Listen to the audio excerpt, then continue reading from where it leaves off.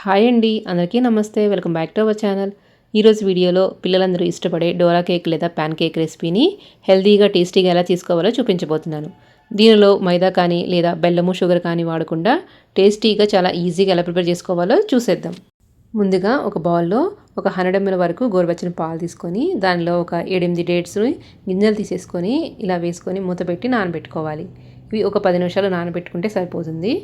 ఇప్పుడు స్టవ్ మీద ఒక మందపాటి ప్యాన్ పెట్టుకొని దానిలో ఒక పావు కప్పు పూల్ మకానా, 7-8 జీడిపప్పు, అలాగే ఒక 7-8 బాదం పప్పు, ఇంకొక పావు కప్పు ఓట్స్ వేసుకొని వీటిని డ్రై రోస్ట్ చేసుకోవాలి. ఇవి మాడిపోకుండా మధ్య మధ్యలో కలుపుకుంటూ లో ఫ్లేమ్లో నిదానంగా ఫ్రై చేసుకోవాలి. ఇలా పూల్ మకానా అలాగే ఓట్స్ క్రిస్పీగా అయిన తర్వాత వీటిని స్టవ్ ఆఫ్ చేసుకొని చల్లారనివ్వాలి. ఇప్పుడు వేరొక బౌల్లో ఒక హాఫ్ కప్పు ఫ్రెష్ క్రీమ్ తీసుకొని దానిలో ఒక టేబుల్ స్పూను కోకో పౌడర్ వేసుకొని బాగా మిక్స్ చేసుకోవాలి. ఇలా బాగా మిక్స్ చేసుకున్న తర్వాత దీనిలోనే ఒక టేబుల్ స్పూను స్వీట్నెస్ కోసం హనీ కూడా వేసుకోవాలి. ఇక్కడ నేను బెల్లం కానీ షుగర్ కానీ వాడటం లేదండి.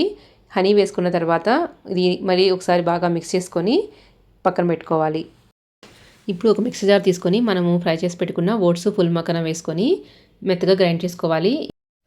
నెక్స్ట్ దీనిలోనే ఒక అరకప్పు గోధుమ పిండి అలాగే ఒక అరకప్పు పండిన అరటికాయ ముక్కల్ని వేసుకోవాలి. నెక్స్ట్ దీనిలో మనం ముందుగా నానబెట్టుకున్న డేట్స్ని వేసుకోవాలి. అలాగే ఒక టీ స్పూను బేకింగ్ పౌడరు, ఒక పావు టీ స్పూను వెనిలా ఎసెన్స్ వేసుకోవాలి. మీకు నచ్చితే ఎగ్గును వేసుకోవచ్చండి. ఇక్కడ నేనైతే ఒక ఎగ్ వేసుకుంటున్నాను. ఇవన్నీ వేసుకున్న తర్వాత దీన్ని ఒకసారి మెత్తగా గ్రైండ్ చేసుకోవాలి. ఇలా గ్రైండ్ చేసుకున్న తర్వాత మనము డేట్స్ నానబెట్టుకున్న మిల్క్ ఉన్నాయి కదా, అవి కూడా వేసుకొని ఇంకొకసారి బాగా మెత్తగా గ్రైండ్ చేసుకోవాలి. కన్సిస్టెన్సీ అనేది ఇలా ఉండాలండి. ఇప్పుడు ఈ ప్యాన్ కేక్ బ్యాటర్ని ఒక బౌల్లోకి ట్రాన్స్ఫర్ చేసుకొని ప్యాన్ కేక్స్ ప్రిపేర్ చేసుకుందాం. ఇప్పుడు స్టవ్ మీద ఒక ప్యాన్ పెట్టుకొని దానిలో గీ కానీ బటర్ కానీ వేసుకోవాలి. మీరు కావాలంటే ఆయిల్ అయినా వేసుకోవచ్చు. ఇప్పుడు నెయ్యిని ఇలా స్ప్రెడ్ చేసుకున్న తర్వాత ప్యాన్ హీట్ అయిన తర్వాత మనము ప్యాన్ కేక్ని వేసుకోవాలి. ఇలా వేసుకున్న తర్వాత లో ఫ్లేమ్లోనే మూత పెట్టుకొని నిదానంగా కుక్ చేసుకోవాలి.